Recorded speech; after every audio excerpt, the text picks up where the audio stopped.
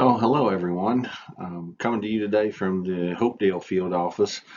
Since we had to cancel our March Eastern Ohio Grazing Council meeting, Beth and I have kind of taken it upon ourselves to put together some web things to put out to all of you folks so that maybe we can satisfy your grazing curiosities in this time that we've got going on right now. I'm just going to put a few slides out to kind of maybe pique your interest, and hopefully we can follow this up with some other presentations as time goes by.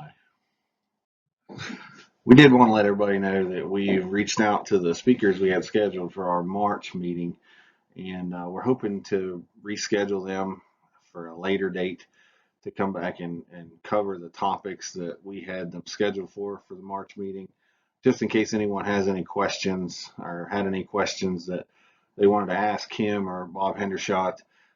We are hoping that we'll be able to get them to come back in the future. It's unfortunate that we had to cancel our March meeting, especially from the perspective that our March meeting is usually following the Western PA Grazing Conference. And it's always fun to go up there for a day or two and then come back to our local grazing conference and talk about what we experienced up there. I wasn't able to go for both days. Kevin and Caleb Swope went for both days. Beth and I and Stuart Hevelin all drove up for the last day of presentations, but a very, very good conference. Those guys do a great job at putting on a top-notch conference with really good speakers, and I'd encourage anyone to go to that next year. It's a great opportunity to meet and network and see these speakers that are out there in the world. Glenn Elzinga was a good presenter, although I wasn't there for the day that he was there. He stayed for the second day, which is always great to see a nationally known presenter kind of stay for the second day and take in the conference. Dr. Alan Williams, he was a really, really good presenter. He's a writer for the Stockman's Grass Farmer, but he also is involved with the Soil Health Academy and several other grass-fed and soil health organizations. One of the interesting speakers was Sarah. She's a dietary nutritionist, not necessarily a farmer, but talked about how she works with grass-fed and pasture-fed meats to help some of her clients that have digestive issues. And she had a lot of great facts about the nutritional value of grass-fed or grass-produced products over conventionally raised things. And then there are other really good speakers from that Western PA area that bring kind of a local flair to that conference. So just want to let everybody know that the slides from those presentations are going to be available at Headwaters RC&D Council's website that I have listed here. Also, in this time of social distancing, I found it very appealing to turn off the TV, turn off the radio, turn on the YouTube video, and kind of listen and get excited about the opportunities we have in grazing agriculture. Dr. Williams has some good presentations on YouTube. Mr. Elzinga has some. There are other great ones out there, like the two I mentioned last month from Dr. Clute and Dr. Haney. Gabe Brown's got some really good YouTube videos out there. So in this time that we're all faced with, it's good to be able to pull some things up and really get excited about the area of agriculture we're involved in.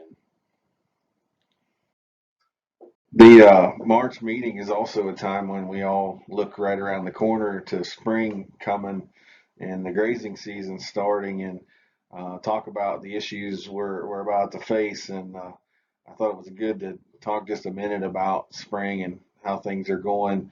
I know I was amazed when I went to the Western PA Grazing Conference. That's the first day I'd been away from the farm from daylight to dark in a long, long time. And on Friday when I got back, I was amazed at how green everything had gotten in the day that I was gone. And I realized it was probably that Green Wednesday, but a day away makes you realize how much things have really changed.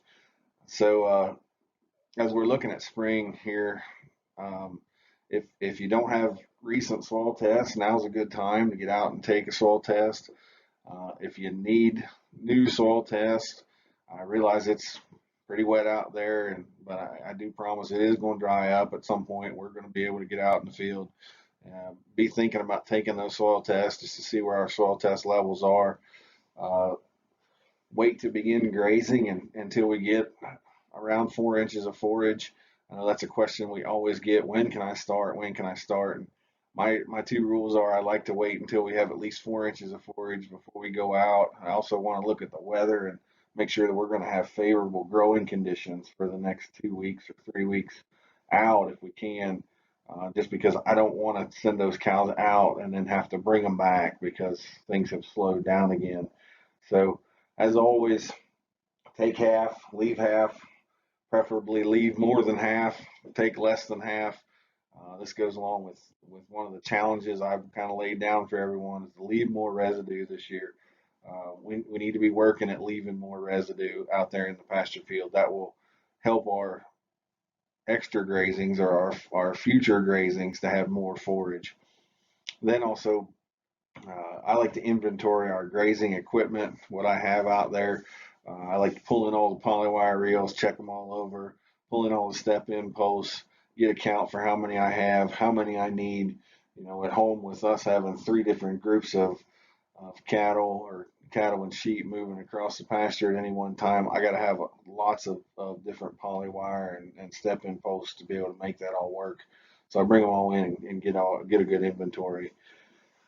And then after that, the other question we get a lot is, what do we reseed these torn up winter areas with? And I noticed the beef team had a good newsletter today about reseeding the winter sacrifice areas.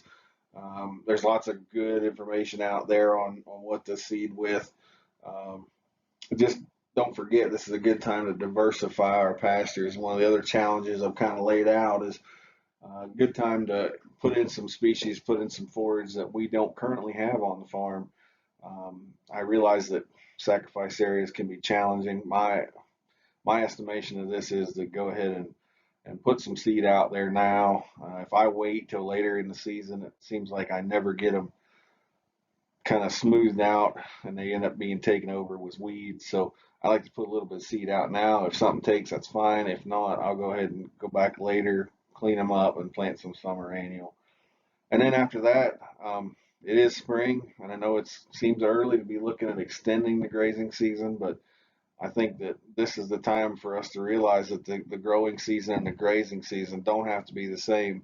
And what we do now is going to affect how much forage we're going to have when we get to the end of the growing season, and therefore affect how long our grazing season can be. So we need to be keeping an eye on that all the time.